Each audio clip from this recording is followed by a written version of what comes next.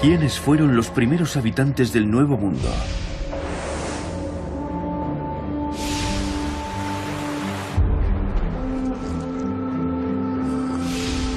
Es una pregunta que divide al mundo científico. Al fin de la última glaciación, hace unos 11.000 años, los humanos habían alcanzado todos los rincones del planeta.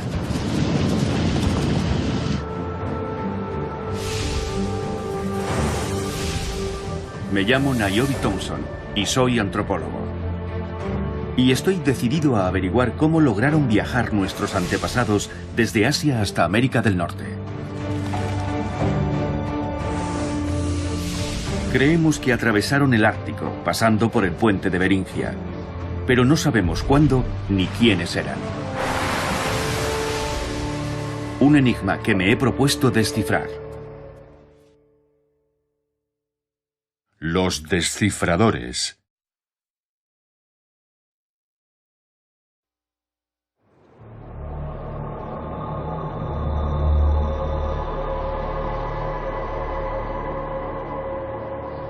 Hace 15.000 años, una gran parte del planeta estaba sepultada bajo el hielo. Pero la peregrinación de la raza humana ya estaba en marcha.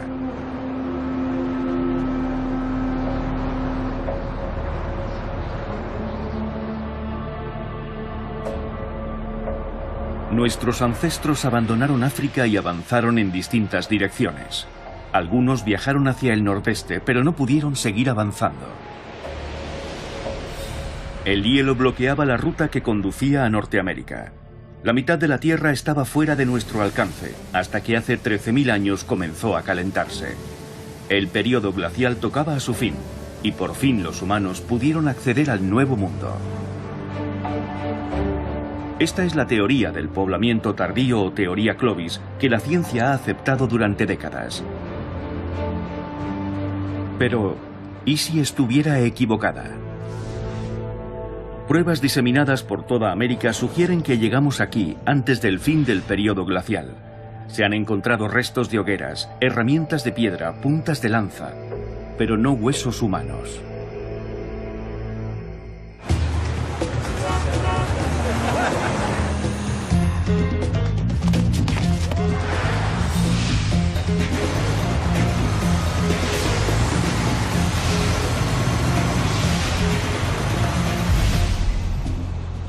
Mis investigaciones antropológicas me han revelado que los entornos fríos no siempre son incompatibles con la supervivencia humana y que el período glacial pudo ser una época perfecta para las migraciones. Lo irónico es que he venido a Brasil para ratificar mi teoría. Este país tropical es un paraíso para los arqueólogos. Tal vez oculte vestigios humanos anteriores a los Clovis, los supuestos primeros pobladores de América. Pero nadie ha podido probarlo de forma concluyente.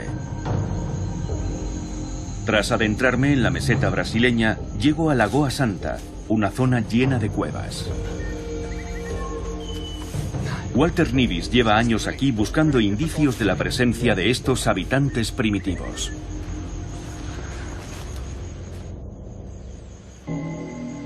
Innumerables pinturas rupestres dan testimonio de la presencia humana. Esa especie de valla podría representar, de forma simplificada, a un grupo de personas. De una forma abstracta. Sí, eso es. Sin duda representa a un grupo de seres humanos.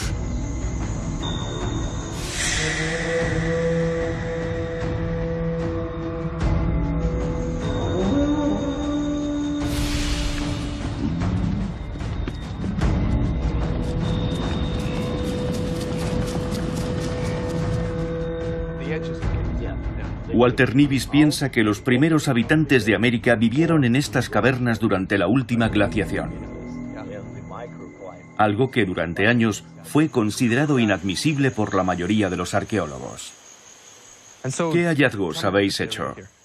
En la zona central del yacimiento hemos logrado encontrar hasta 29 tumbas humanas. ¿Todas en esta zona? Sí, así es. Los huesos hallados en esta cueva datan del periodo que siguió a la última glaciación.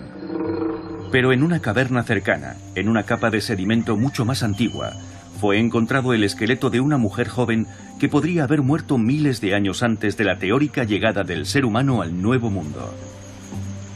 Su nombre es Lucía, y de confirmarse las hipótesis, sus huesos serían los más antiguos de toda Sudamérica.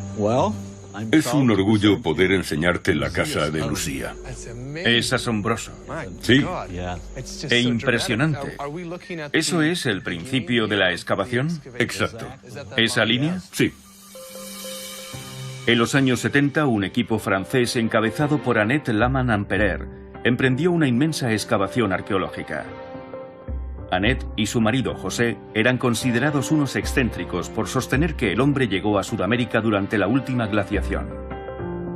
En 1958, José murió sepultado en la Patagonia al derrumbarse un muro de la cueva que excavaba. Annette continuó buscando pruebas de una migración anterior. Y en 1976, sus esfuerzos dieron sus frutos. El cuerpo de Lucía fue encontrado a casi 12 metros de profundidad, tras descender por esta grieta. Ya.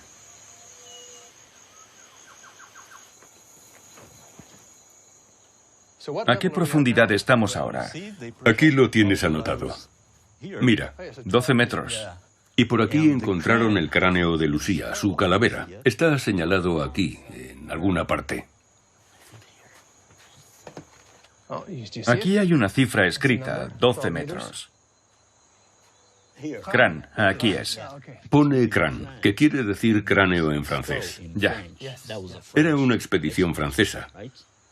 Y aquí tenemos la marca. 12 metros, 40 centímetros por debajo de la superficie de la cueva. Así que la calavera de Lucía se encontraba a casi 13 metros por debajo de la superficie. La ubicación del cráneo es un factor crucial. Los estratos, al igual que los anillos de los árboles, pueden ser usados para datar los restos. Y estas capas de tierra se formaron antes del fin del período glacial, hace unos 14.000 años. Si Lucía murió durante el periodo en el que se formó este sedimento, significa que vivió antes que los Clovis, los supuestos pioneros del Nuevo Mundo. Pero para desmontar una teoría tan arraigada en el mundo científico, Walter tiene que datar con precisión los huesos de Lucía, y no solo los sedimentos en los que fue encontrada. Para mí, Lucía es, probablemente, el mejor ejemplo de lo que yo llamo cronología periclovis, aquí en Sudamérica. Que es lo que en Sudamérica y en otros lugares denominamos cronología preclovis.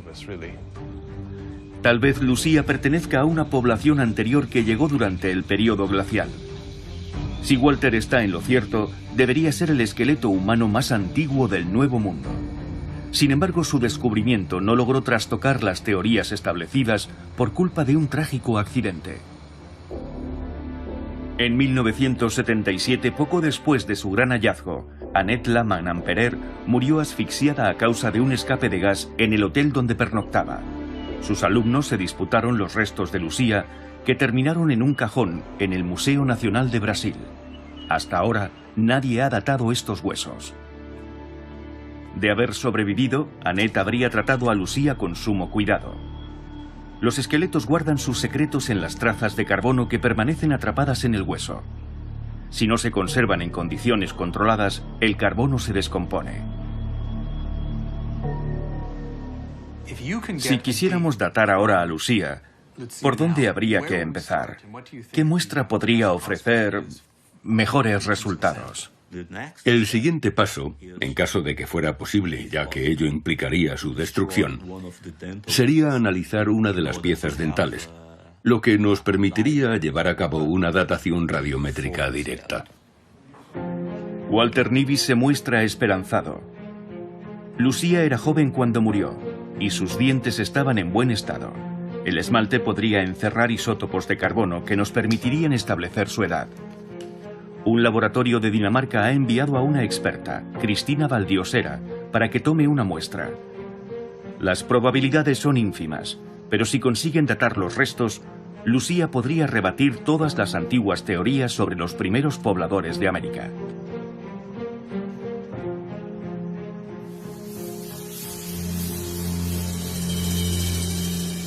La hipótesis de Walter contradice de plano la teoría oficial. Siempre habíamos pensado que la historia humana en este continente comenzó hace tan solo 13.000 años, cuando el calentamiento global abrió un pasillo a través del hielo del período glacial. Los Clovis habrían llegado a través de ese pasadizo. Una teoría que se abrió camino en 1930 gracias al descubrimiento en Nuevo México de unas puntas de lanza clavadas en los huesos de varios mamuts, abatidos justo después de que el deshielo abriese un acceso al continente. Ruth Bryan, una arqueóloga canadiense formada en la Escuela de la Teoría Clovis, atesora numerosas puntas de lanza, descubiertas en distintas excavaciones de toda América. Estas puntas de lanza permitieron crear y desarrollar la teoría Clovis, tras hallarse clavadas en diversos esqueletos de mamuts. Los científicos comenzaron a imaginar a estos primitivos cazadores cruzando el puente de Beringia mientras el estrecho de Bering estaba congelado, dando caza a los mamuts y a otros animales de las nieves que terminarían extinguiéndose y expandiéndose por Norteamérica a través de lo que denominaron corredor libre de hielo. En teoría, los Clovis atravesaron este corredor tras cruzar el puente de Beringia y colonizaron todo el continente americano. Los arqueólogos y antropólogos del Instituto Smithsonian sostuvieron que no había pruebas concluyentes de que los humanos llegaran a América antes del fin del Pleistoceno, es decir, de la última glaciación. Y lo cierto es que, tras analizar los restos geológicos encontrados, las muestras halladas y su relación con la fauna extinta, era un modelo de lo más razonable. Y además ofrecía una imagen dramática y vigorosa de aquellos cazadores primitivos que colonizaron a toda prisa este territorio vacío y de cómo se enfrentaron a todas aquellas bestias que terminarían extinguiéndose al final del período glacial. Bryan y su marido, también arqueólogo, han dedicado gran parte de su carrera a trabajar con sus colegas sudamericanos, convencidos de la existencia de colonos humanos antes de los Clovis. Lo que comenzó a cambiar las cosas y a despertar dudas e inquietudes fue el descubrimiento en Sudamérica de restos contemporáneos y posiblemente anteriores a los de los Clovis en Norteamérica. La aparición de los primeros asentamientos humanos en Sudamérica sorprendió a los arqueólogos norteamericanos, que no sabían gran cosa de la labor efectuada por sus colegas sudamericanos. No había muchos estadounidenses trabajando allí, e incluso se llegó a cuestionar la profesionalidad de los arqueólogos argentinos o colombianos o de donde fuesen. Es lo que se decía en los corrillos académicos, aunque naturalmente nadie se mostraba tan displicente en sus artículos escritos. Pero, ¿y si la teoría Clovis fuese tan solo un invento norteamericano? En gran medida, la cuestión sigue en el aire. Para rebatir la teoría Clovis, Walter Nibis debe demostrar la supuesta antigüedad de los restos de Lucía. De vuelta en Dinamarca, Cristina Valdiosera se reúne con el reputado genetista Eska Willerslev.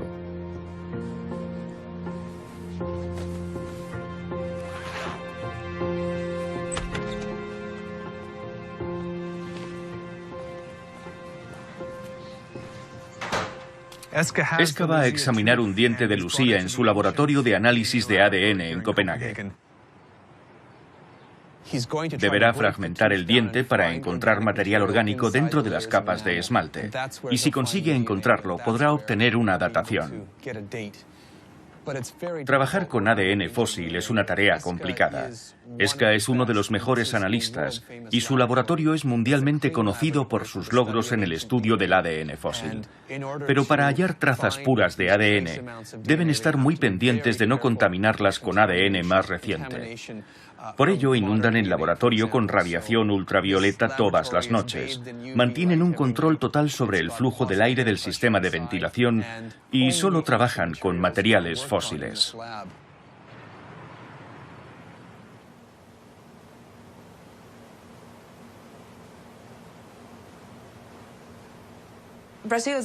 En Brasil hace mucho calor. Y esas no son las condiciones ideales de conservación para un material orgánico o un material óseo. Esta muestra tiene buen aspecto, pero dadas sus condiciones de preservación, tendremos que usar técnicas muy sofisticadas para tratar de extraer el ADN en caso de que quede algo. ¿Tenemos los resultados? Casi. Veamos. Es emocionante, ¿verdad? Sí.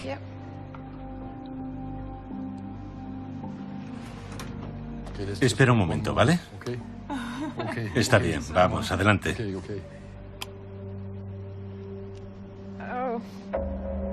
Nada. Maldita sea. Es una lástima. Está vacío. No hay el menor rastro de ADN. Vaya. Al profesor Nivis no le van a gustar las noticias de Dinamarca. Tal vez se deba a la atmósfera tropical que rodea al Museo de Río o a la humedad de la cueva donde fue encontrada Lucía.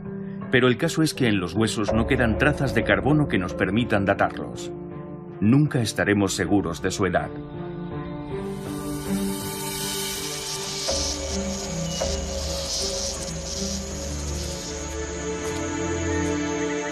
Así funciona la ciencia. El camino hacia los descubrimientos está sembrado de contratiempos. Pero los arqueólogos saben que siempre quedan secretos por desenterrar. La pregunta es ¿dónde?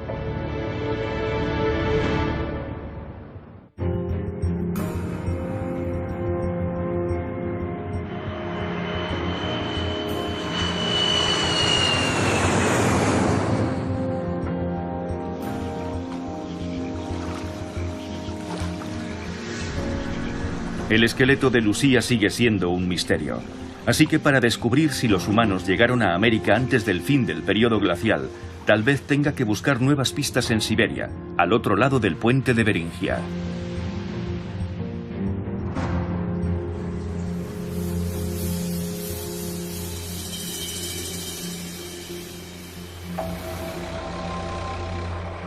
Los nativos de Siberia son primos genéticos de los aborígenes norteamericanos, lo que sugiere que esta remota región de Rusia podría haber sido el punto de partida de las antiguas migraciones a Norteamérica.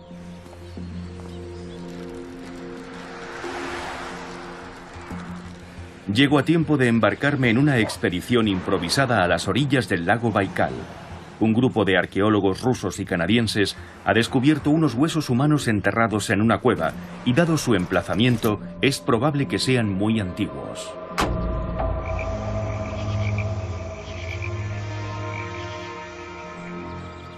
Llegar allí nos llevará un día entero.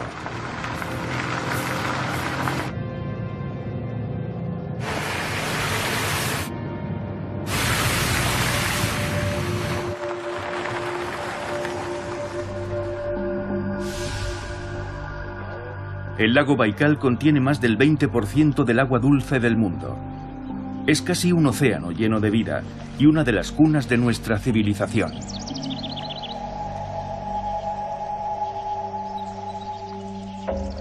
Voy a entrar en la cueva.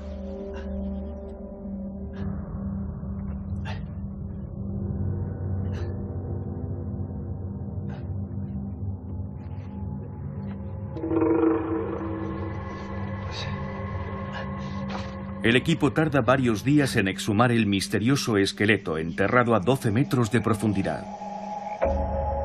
Va emergiendo hueso a hueso.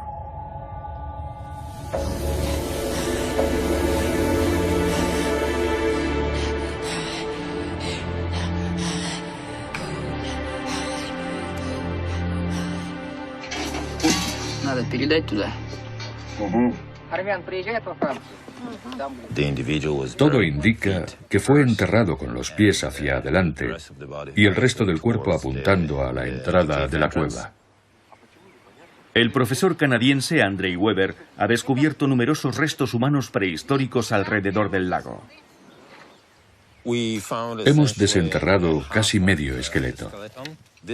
Este individuo puede datar, como mucho, del Neolítico inicial y como poco de la Edad de Bronce. Desde que comenzaron las excavaciones arqueológicas en los alrededores del lago Baikal a finales del siglo XIX, Se han encontrado ya más de 1000 esqueletos. Este hombre fue enterrado aquí mucho después del fin de la última glaciación. Pero Weber piensa que es muy probable que hubiera humanos viviendo junto al lago Baikal en pleno periodo glacial, hace 15.000 o 20.000 años. En ningún otro lugar del mundo se han encontrado tantos esqueletos de seres humanos que subsistían gracias a la caza y la recolección. Los restos descubiertos en esta zona son mucho más numerosos. Pero, ¿por qué encontramos tantos restos en las orillas del lago Baikal y además también conservados? La respuesta hay que buscarla en los recursos acuáticos. El lago tiene muchos peces en sus bahías menos profundas. E incluso podemos encontrar focas en determinadas estaciones, naturalmente. Pero además hay ríos que desembocan en el lago, grandes ríos con abundantes reservas de pescado.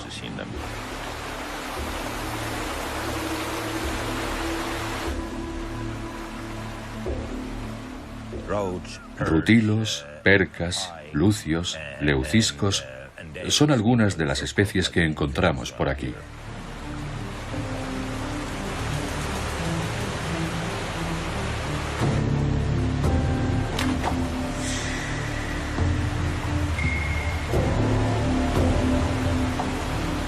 Si hubo humanos que vivieron junto al lago Baikal hace tanto tiempo, es posible que algunos de ellos viajaran hacia el este, hacia regiones aún más remotas.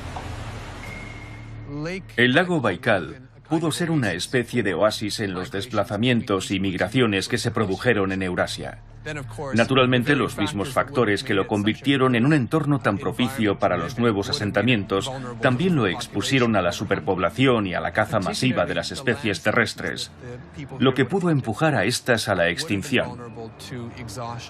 Todo indica que cada cierto tiempo el índice de población alcanzaba un pico y después un pequeño valle, lo que parece sugerir que los habitantes del lago pudieron migrar hacia el nordeste, siguiendo una ruta que condujo sus pasos hasta el puente de Beringia.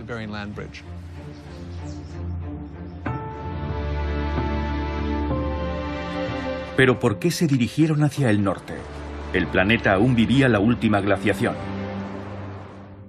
¿Qué impulsó a nuestros antepasados a encaminarse hacia la región más fría del planeta? Durante mis años de estudiante en Cambridge, estudié con gran interés la insólita capacidad de adaptación del Homo sapiens a la vida en los entornos más fríos, lo que le permitió migrar hacia el norte, pasando por Siberia, en dirección al puente de Beringia. Pero, ¿qué fue lo que movió al ser humano a probar suerte en aquellos desiertos de hielo? Mi antiguo director de tesis, Piers Vitebsky, es un experto mundial en las culturas nómadas. Sus investigaciones sobre las primitivas poblaciones siberianas podrían servir de gran ayuda en la resolución de este enigma. Tal vez deberíamos formular la pregunta al revés. ¿Por qué tendrían que quedarse quietos? Exacto. Damos por sentado que lo más lógico es quedarse quieto. Pero ¿qué nos impide recorrer largas distancias a lo largo y ancho de un paisaje? Los animales siempre están moviéndose. ¿Por qué no seguirlos a ver qué pasa? Siempre pensamos que es más seguro quedarnos donde estamos y que lo peligroso es alejarnos.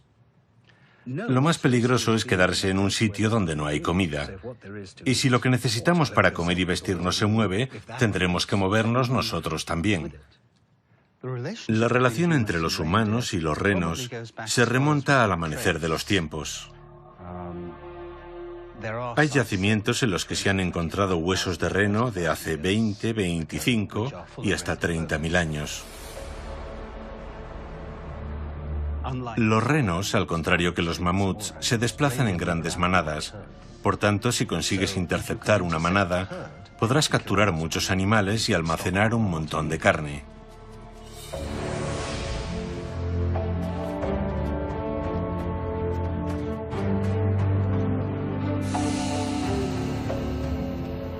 La emboscada era sin duda su técnica de caza preferida durante sus grandes migraciones.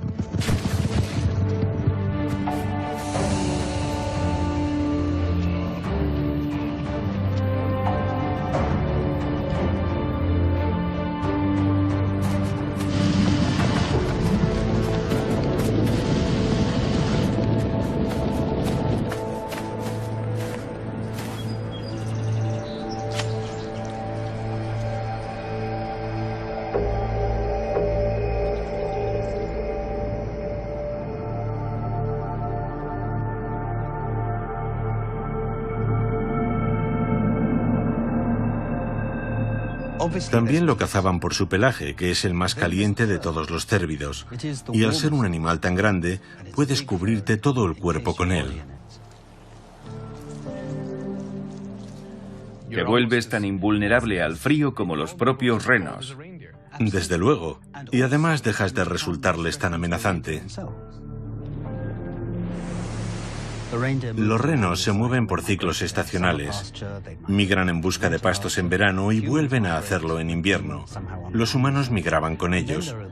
En algunas ocasiones, tras cubrir miles de kilómetros, se reasentaban en otras regiones.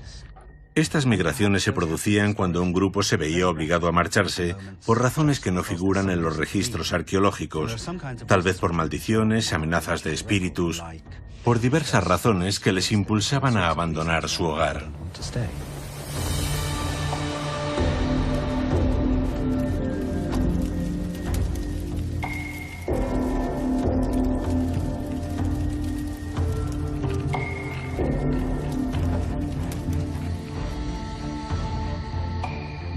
La domesticación del reno se llevó a cabo en la imaginación de los hombres mucho antes que en la realidad. Así es como representaban a los chamanes, volando hacia la luna o hacia el firmamento a lomos de un reno. También usaban tambores hechos con su piel para imaginar que cabalgaban sobre ellos.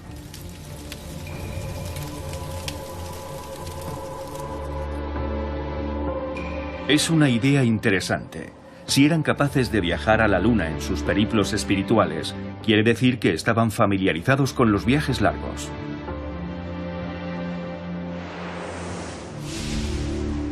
Estos viajes debieron conducirlos hasta un nuevo territorio. Beringia. Un puente que atravesaba lo que hoy denominamos el Estrecho de Bering, y una tierra virgen que aún no conocía a los cazadores humanos. Un Serengeti helado repleto de vida y dominado por el mamut lanudo. Sin saberlo, estos nómadas árticos habían descubierto el puente hacia el Nuevo Mundo. Ignoraban que estaban cruzando un puente. No tenían mapas. Se limitaban a viajar de un lado a otro. Y en un momento dado acabaron allí. Los primeros asentamientos en Beringia fueron tal vez la primera adaptación a un entorno ártico de la historia humana. Que el Homo sapiens tropical consiguiera sobrevivir aquí fue un logro asombroso. El ADN de los nativos americanos está revelando datos cruciales de la antigua historia de sus antepasados. Para empezar, nos indica la época en la que las primeras poblaciones nativas americanas se separaron de sus parientes siberianos. Mucho antes del fin del período glacial, iniciaron un viaje sin retorno. Su largo peregrinaje hacia Norteamérica provocó un lento e inevitable aislamiento. Su ADN fue mutando de generación en generación, dejando constancia del paso de los años.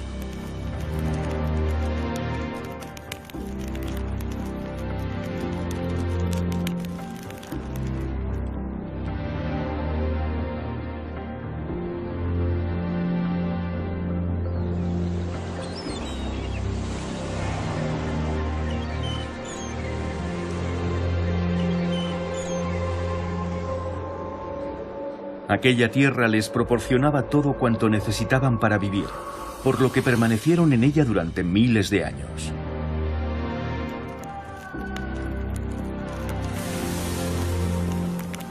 Pero aún no hemos encontrado restos humanos del período glacial en Beringia. Los antepasados de los primeros habitantes del Nuevo Mundo son como fantasmas que vagan por el paisaje. Solo sabemos que tuvieron que cruzar este territorio. Quizá pronto averigüemos cuándo y cómo.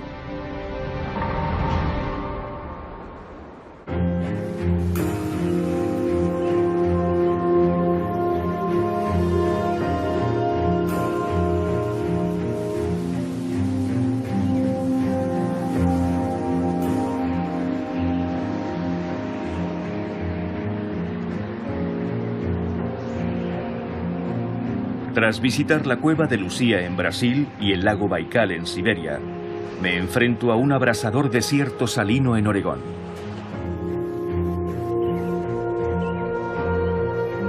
Hace 14.000 años, esto era un mar interior.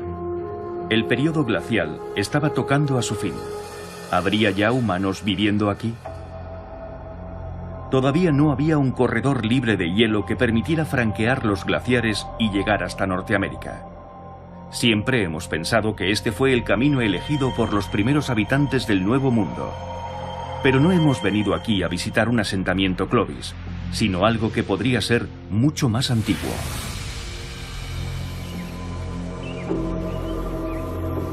En las cuevas de Paisley, en Oregón, un grupo de emocionados científicos acaba de hacer un descubrimiento asombroso.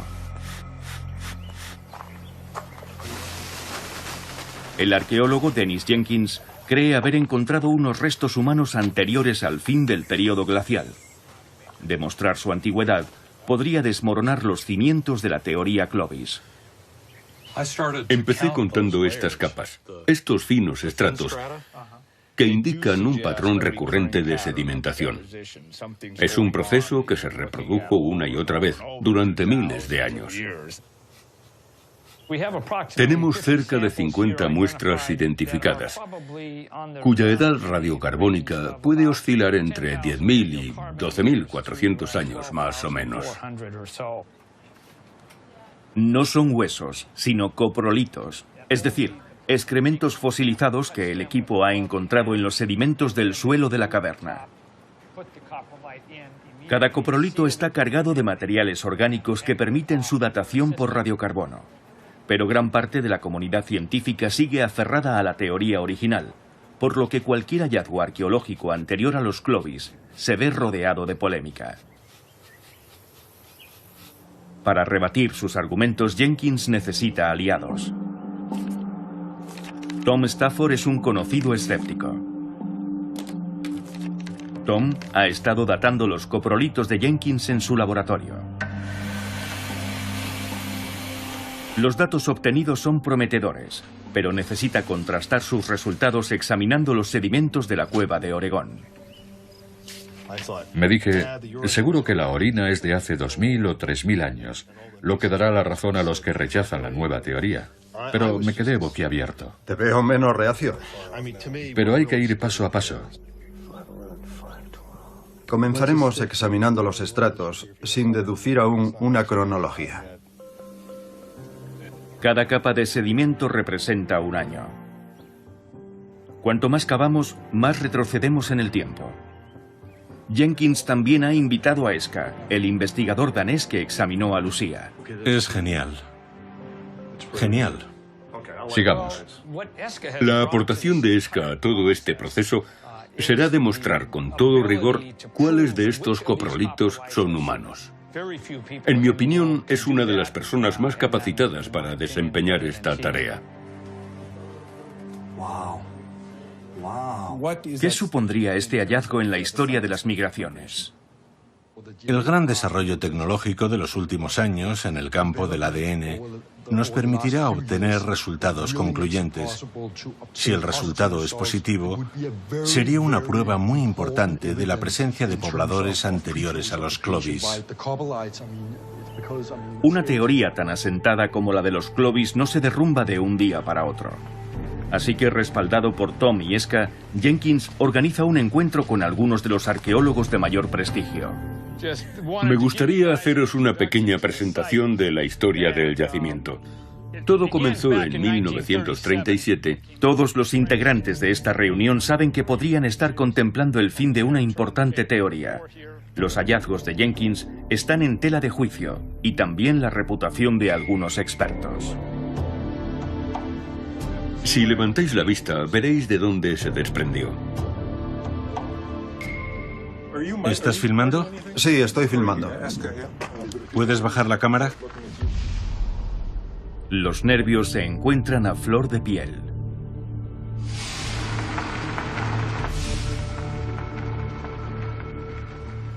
Para los científicos que han basado su carrera en la teoría Clovis, la edad de los coprolitos de la cueva lo cambia todo. Es la prueba de que hubo asentamientos anteriores. Al día siguiente todos sentimos que algo ha cambiado. Las caras de todos parecían decir: Dios mío, lo han conseguido. Tienen pruebas concluyentes. He estado ahí y las he visto. Ahora me lo creo.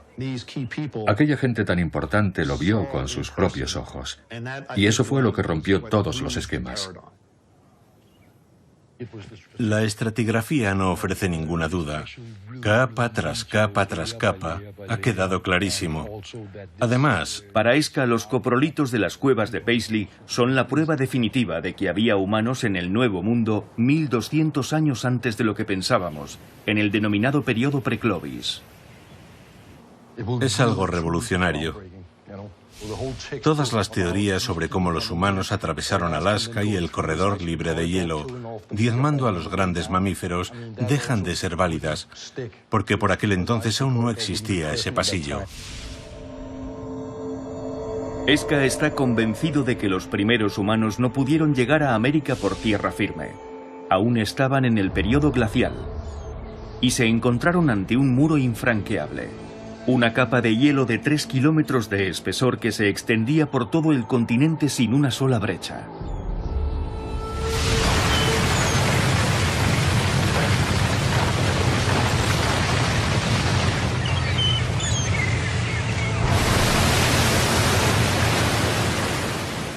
Durante décadas se fueron acumulando pruebas de la presencia del hombre en el Nuevo Mundo antes del fin del periodo glacial. Pero como en el caso del esqueleto de Lucía, nunca parecían lo bastante concluyentes. Sin embargo, ahora que la datación radiocarbónica ha demostrado que hubo humanos en Oregón hace 14.000 años, la ciencia se plantea una nueva pregunta. ¿Cómo consiguieron adaptarse al hielo? ¿Cómo sobrevivieron los antiguos habitantes de Beringia al entorno glacial y lograron poblar toda América?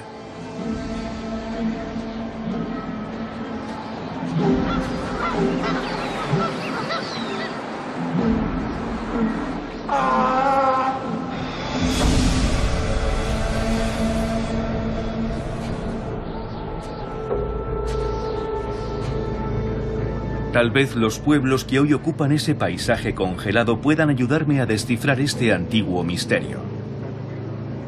Y ese es mi próximo destino, el estrecho de Bering.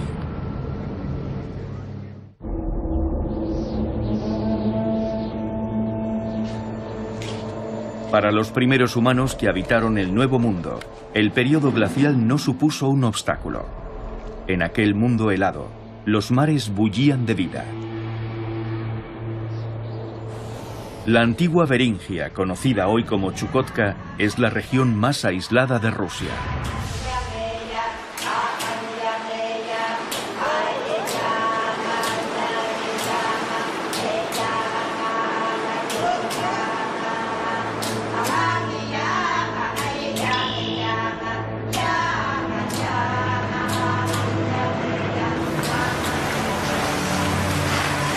En este entorno salvaje ni siquiera hay carreteras.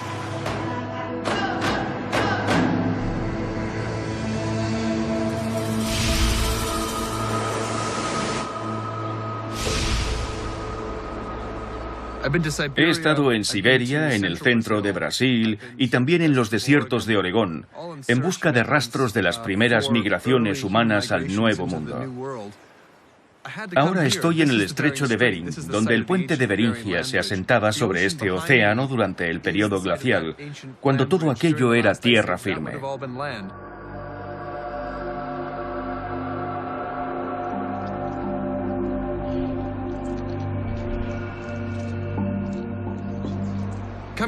Sé que aquí no voy a encontrarme con los parientes de los antiguos viajeros que probaron suerte en el Nuevo Mundo.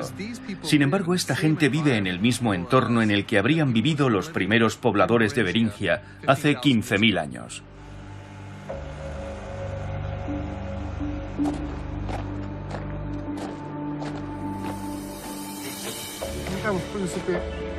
Casi nada de lo que comen estos cazadores procede del mundo exterior. Sus familias se alimentan de focas, morsas, pescado y ballenas.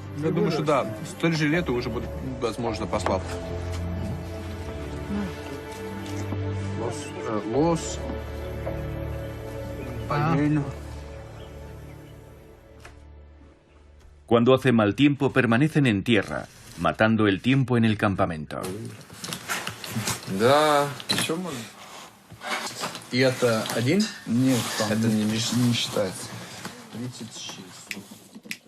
Es hora de poner a punto el material para la primera cacería de ballenas del año.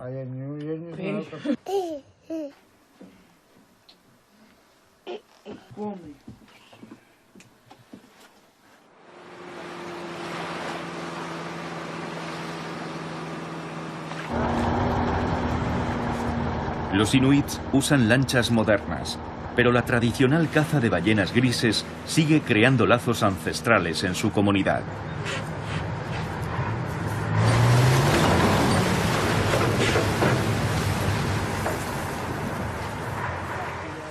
Esta joven ballena alimentará a su aldea durante semanas.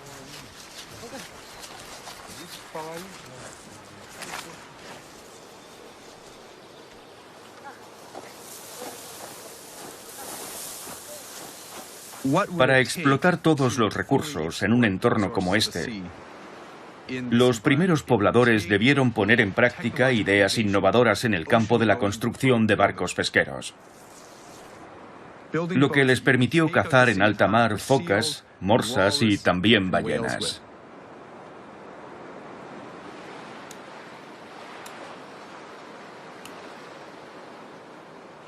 Esto es una réplica de los umiaks, las canoas tradicionales que podríamos haber encontrado aquí hace 300 años. Está construido con huesos, piel de morsa y madera de barcos naufragados. En un paisaje como este, había pocos materiales disponibles, así que utilizaban la piel y los huesos de los mamíferos marinos y la madera que llegaba a la orilla. Esta embarcación puede transportar a muchos pasajeros a gran velocidad y durante mucho tiempo. Estas canoas rudimentarias les permitían recorrer el litoral siguiendo las migraciones marinas.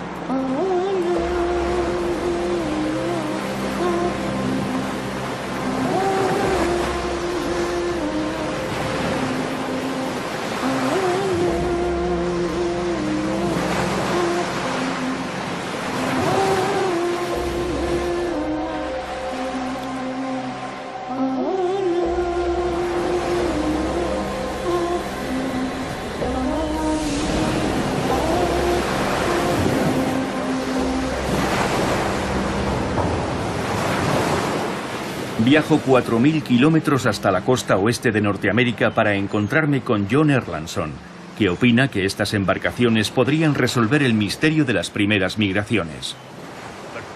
Muchos creemos que la navegación ya existía hace 15.000 o 16.000 años. Y es lógico pensar que la gente usara barcos construidos con pieles de animales, una tecnología al parecer muy antigua. Era una forma de adaptarse al medio muy diferente a la de los Clovis. Pero la mala preservación de la piel no permite que existan demasiados vestigios arqueológicos.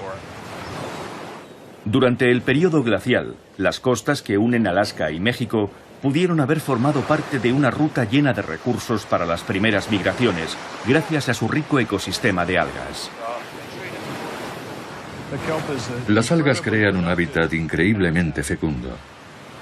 Cada año producen miles de millones de esporas, lo que les permite expandirse por todas partes y proporcionar nutrientes a todo el ecosistema costero. Bajo el agua forman una estructura tridimensional de selvas que albergan toda clase de peces. En las líneas costeras del Ártico sobreviven incluso bajo el hielo.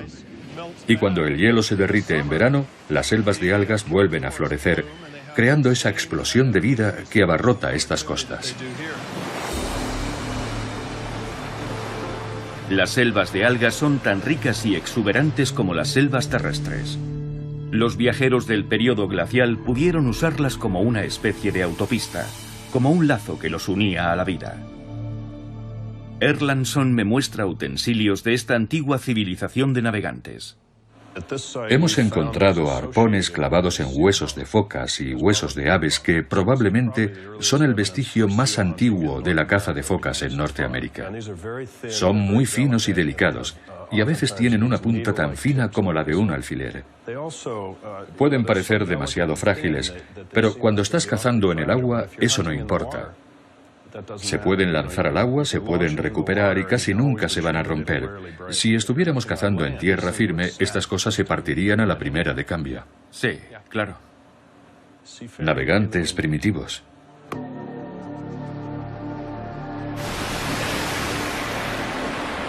Los primeros pobladores llegaron a este continente cubierto de hielo a bordo de una embarcación. Esa es la clave. Incluso en pleno periodo glacial, el mar satisfacía sus necesidades. Como la mayoría de los científicos, yo también pensaba que habían llegado aquí caminando sobre tierra firme, tras esperar al fin del periodo glacial. Durante años, la ciencia se negó a admitirlo, pero ahora sabemos que los primeros habitantes llegaron al continente americano en pleno periodo glacial, en sus rudimentarias canoas, abriéndose paso a través del hielo.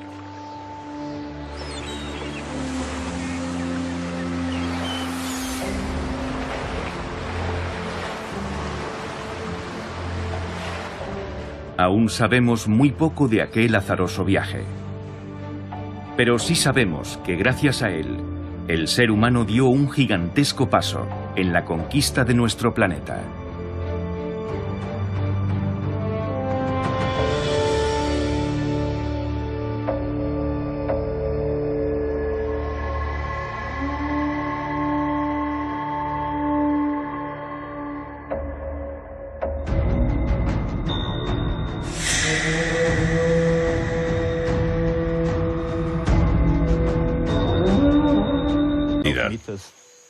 Tras descender por esta grieta. Ya.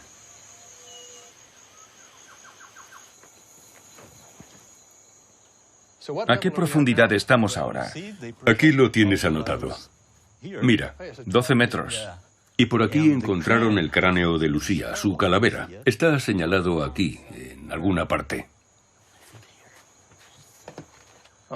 Aquí hay una cifra escrita, 12 metros. Crán, aquí es. Pone crán, que quiere decir cráneo en francés. Ya. Era una expedición francesa. Y aquí tenemos la marca. 12 metros 40 centímetros por debajo de la superficie de la cueva. Así que la calavera de Lucía se encontraba a casi 13 metros por debajo de la superficie. La ubicación del cráneo es un factor crucial. Los estratos, al igual que los anillos de los árboles, pueden ser usados para datar los restos. Y estas capas de tierra se formaron antes del fin del periodo glacial, hace unos 14.000 años. Si Lucía murió durante el periodo en el que se formó este sedimento, significa que vivió antes que los Clovis, los supuestos pioneros del Nuevo Mundo. Pero para desmontar una teoría tan arraigada en el mundo científico, Walter tiene que datar con precisión los huesos de Lucía, y no solo los sedimentos en los que fue encontrada. Para mí, Lucía es, probablemente, el mejor ejemplo de lo que yo llamo cronología periclovis, aquí en Sudamérica. Que es lo que en Sudamérica y en otros lugares denominamos cronología preclovis.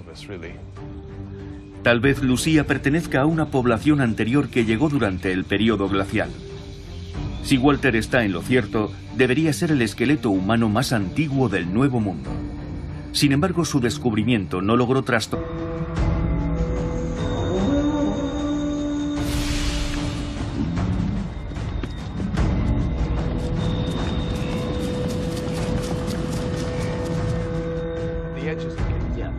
Walter Nivis piensa que los primeros habitantes de América vivieron en estas cavernas durante la última glaciación.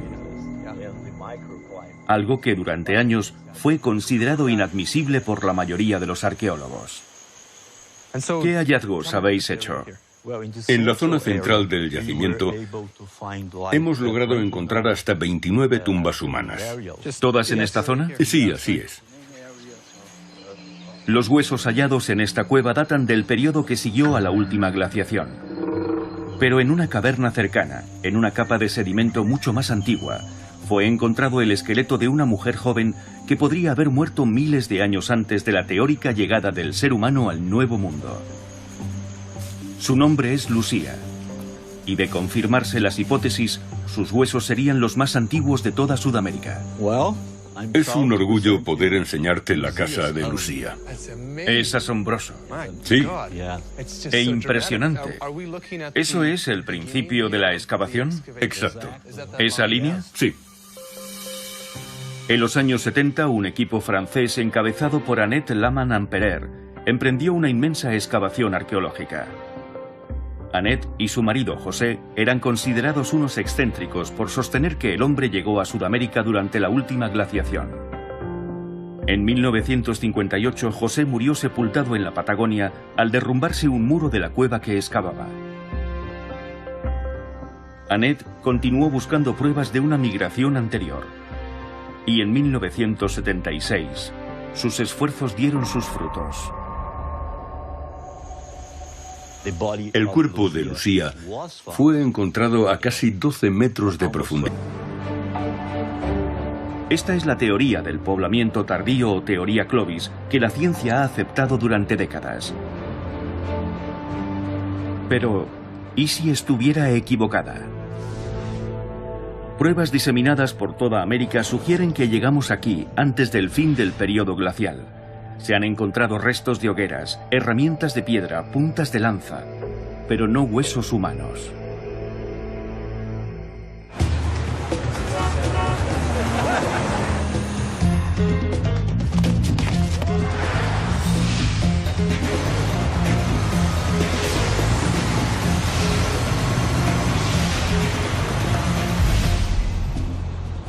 Mis investigaciones antropológicas me han revelado que los entornos fríos no siempre son incompatibles con la supervivencia humana y que el periodo glacial pudo ser una época perfecta para las migraciones.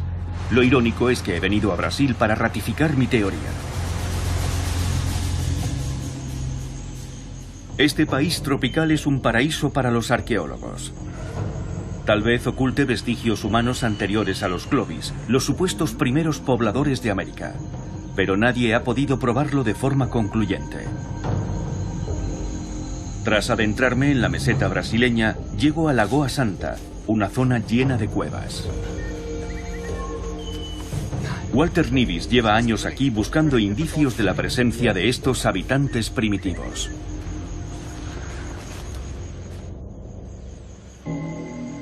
Innumerables pinturas rupestres dan testimonio de la presencia humana. Esa especie de valla podría representar, de forma simplificada, a un grupo de personas. De una forma abstracta. Sí, eso es. Sin duda representa a un grupo de seres humanos.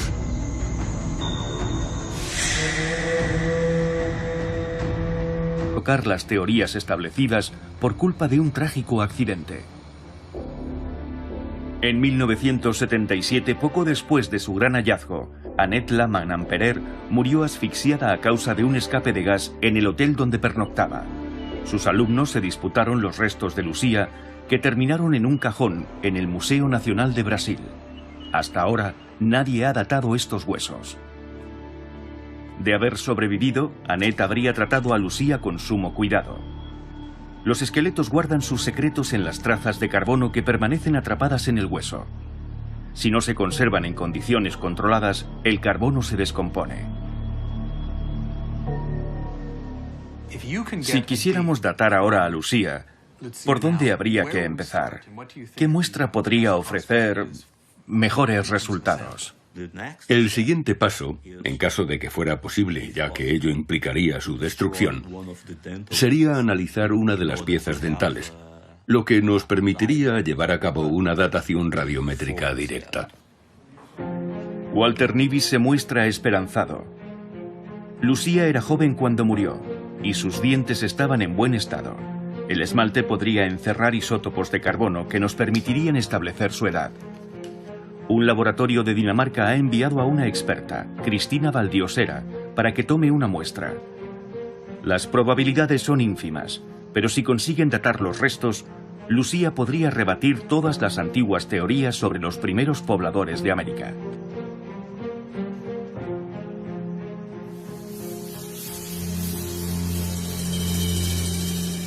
La hipótesis de Walter contradice de plano la teoría oficial.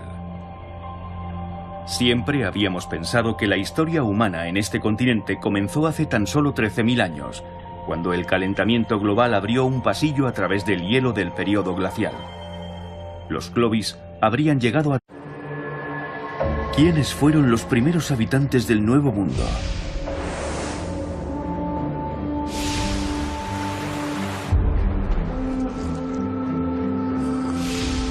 Es una pregunta que divide al mundo científico. Al fin de la última glaciación, hace unos 11.000 años, los humanos habían alcanzado todos los rincones del planeta.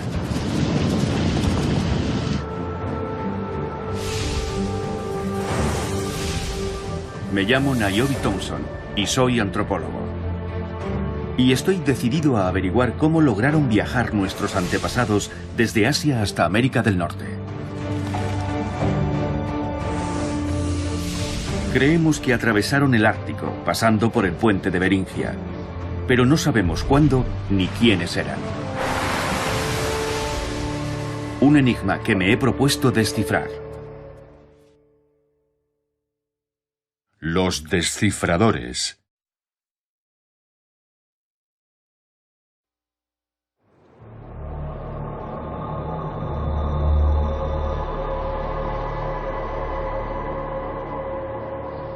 Hace 15.000 años, una gran parte del planeta estaba sepultada bajo el hielo.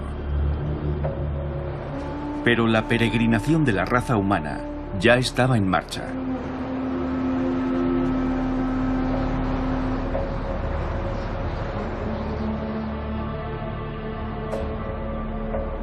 Nuestros ancestros abandonaron África y avanzaron en distintas direcciones. Algunos viajaron hacia el nordeste, pero no pudieron seguir avanzando. El hielo bloqueaba la ruta que conducía a Norteamérica. La mitad de la Tierra estaba fuera de nuestro alcance, hasta que hace 13.000 años comenzó a calentarse. El período glacial tocaba a su fin, y por fin los humanos pudieron acceder al Nuevo Mundo.